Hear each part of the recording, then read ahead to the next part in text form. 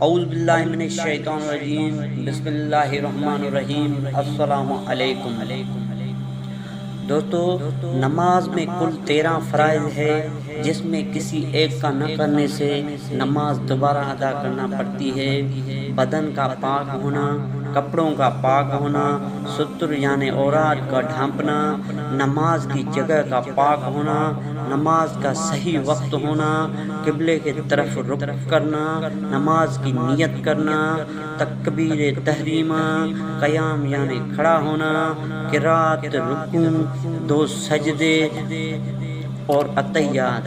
یہ فرض صرف یاد دہانی کے لیے بتائے گئے ہیں، اس میں کوئی غلطی کی گنجائش ہو سکتی ہے۔ دوستو، اگر ویڈیو اچھی لگے تو لائک شیئر ضرور کر دیجیے گا، ساتھ ہی چینل کو سبسکرائب کر دیجیے گا، اور مجھے دیجیے اجازت۔ اللہ حافظ۔